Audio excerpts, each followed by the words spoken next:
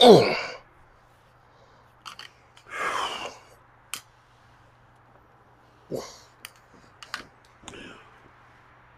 Hoo-wee.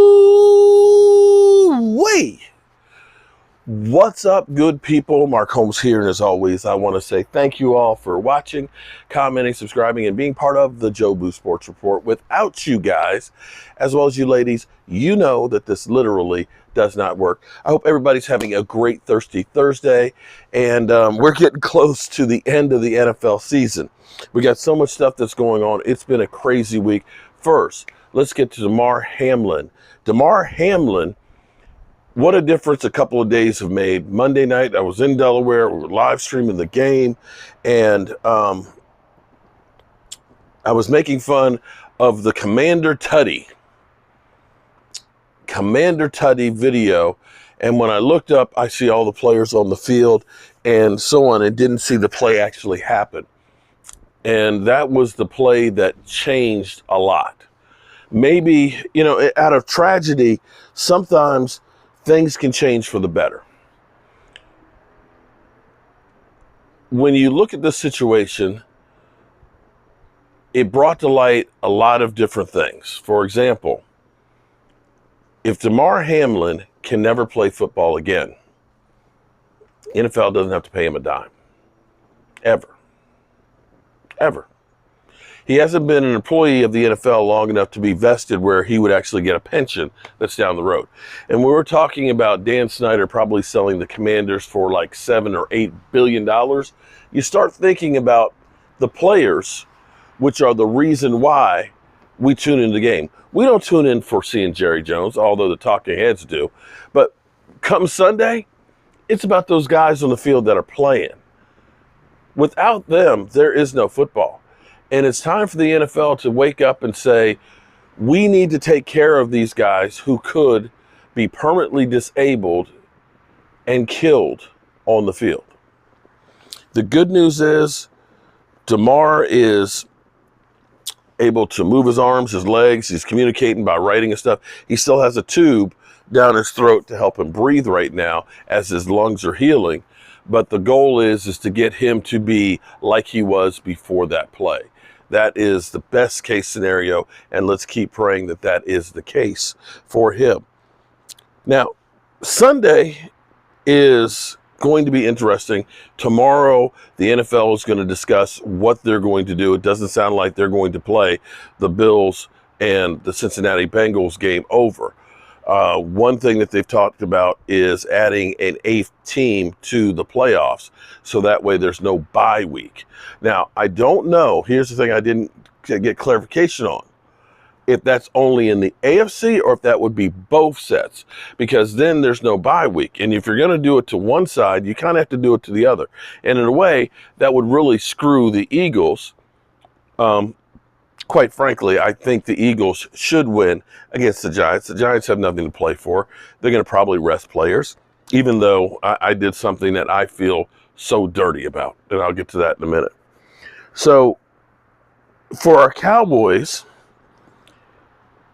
going into the playoffs, if we don't have any major injuries on Sunday, knock on stone, the Cowboys will probably be about as healthy as they've been.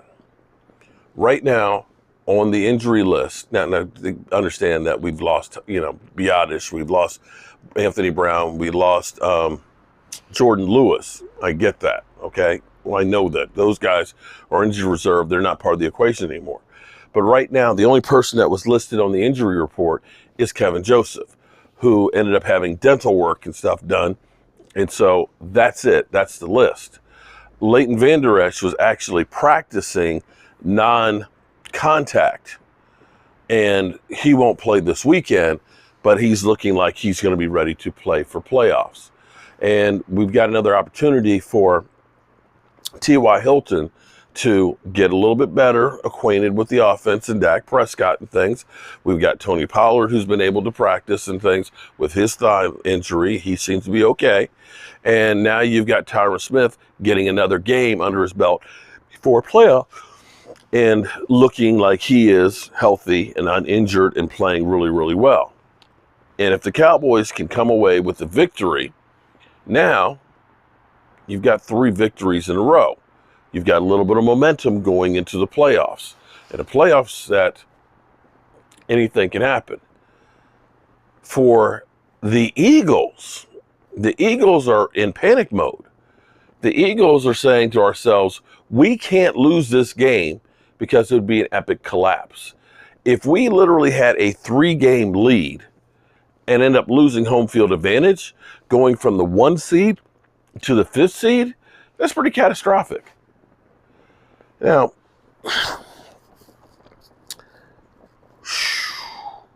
today was interesting because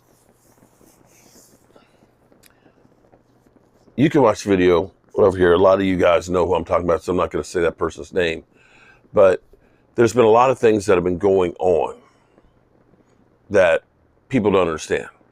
You know, we see stuff on YouTube and we say, haha, that's kind of funny or whatever. But people don't realize that things that happen can affect others. I've had somebody who's been, for 2 years, been trying to destroy me. Apparently hasn't worked because in those 2 years, I've gotten about 20,000 more subscribers. But what he was trying to do is pit YouTubers against YouTubers to put me in a bad light. He made that actually work pretty good with me and Copizzle, and he was trying to do that with Philly.500. In fact, this person was crazy enough that he was literally trying to blackmail people with threats of doxing them and so on, and putting out, you know, information out there and stuff, and people have little kids. That ain't right. That ain't right. And that's basically illegal. You're not supposed to be going out there putting, you know, it's one thing to slander somebody, which is bad enough, which is illegal too. It's another thing to be dousing them and with the crazy people that are in the world. So I talked about that and made amends, me and Pizzle. In fact, I asked Pizzle to help a brother out, see if they can enact revenge. And I got a response from Pizzle on there. He was like, bro, you asking me for help is not going to make me have any more incentive than wanting to beat the teeth in of the Philadelphia Eagles. He's like, I already hate them. I hate them. You know, I want to beat them. So I have no idea if the Eagles are going to, you know, come out there full force, meaning it, and go ahead and take that 13-point, you know, favoritism that they have and destroy them or what. I don't know if the Giants say we want to ruin them and, you know, kill their confidence and go into the playoffs with even more momentum. Don't know. But isn't it great that we're sitting here talking about playoffs the week before playoffs are supposed to start? And we have 3 teams from the NFC East in the playoffs. Pizzle, Philly.500, and Jobu Sports. Unfortunately, the Commanders, the left hand went down. The right hand went down. Shit just ain't working for the Commanders. They're the redheaded stepchilds of the NFC East. Sorry, Rio. Facts are facts. You guys suck. So what Pizzle wants to do is, somebody made a belt, gave him a belt. I don't know why he keeps wanting to bet the belts and everything else, because Pizzle always loses. He always loses. Philly.500 has the belt. Philly.500 has the Joe Barty I made. Philly.500 has, you know, bragging rights over Copizzle. Copizzle wants to make a bet, all or nothing. He says this is his swan song. He's out of YouTube after this year because he's going to be doing, you know, betting or gambling or something like that. And so his idea is, forget a bet for this game because this game is meaningless, which probably makes sense because, you know, they're going to get slaughtered. Be that as it may. He's looking forward to playoffs. Winner standing gets the belt because, quite frankly, he's got nothing to lose. Nothing. He's got nothing. Nothing. So it's really up to Philly.500. He's the owner of the belt who can decree what he wants to do with this thing. And, you know, Again, I got nothing to lose. I got nothing to lose. If Cowboys end up going further than those two teams and I get the belt, okay. If they don't, okay. All right, Eagles, you got bragging rights. The final point here for tonight is back to that whole situation with that channel that was all about slander and so on. What he's trying to do is use other YouTubers and basically say, oh, Mark Holmes is doing this to you, or Mark Holmes said this to you, and so on, to try and divide Cowboy content creators up. The great Duke brothers, Simus, before, I haven't talked to Boys to Life. Boys to Life, I think. Boys to Life is another one too. If, I'm trying to calm the world here, so to speak, okay? I'm sick of all the hate and the division here with Cowboy content creators. Listen, we them boys. We We all want to see the Cowboys win. Maybe you got a different idea than I have, and this person's got a different idea, but in the end, we all want the same thing. And just because I have a different idea maybe than you have doesn't mean that we need to fight. So I have invited these guys onto the channel. I said, hey, listen, you got a bad rap because of somebody saying this, that, and the other. How about I try and give you a solid, come on, we can talk about your channel and everything else, the Cowboys and stuff like that.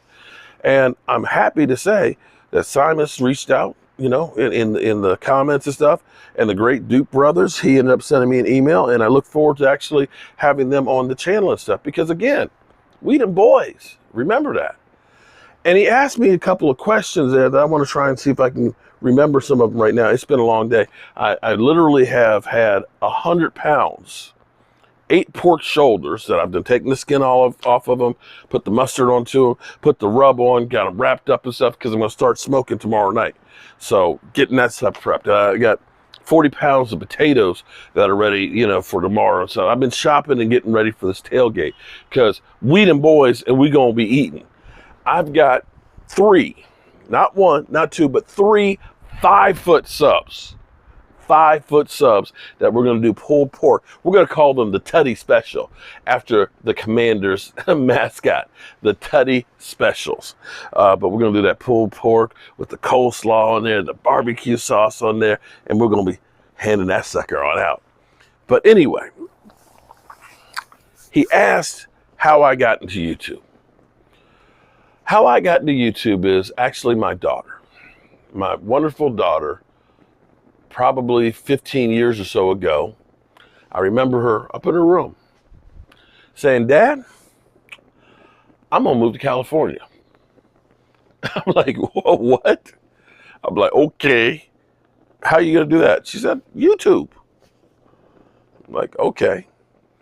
And I remember when she got her YouTube partnership. Oh my God, Dad, I'm a YouTube partner. I'm like, what the heck is a YouTube?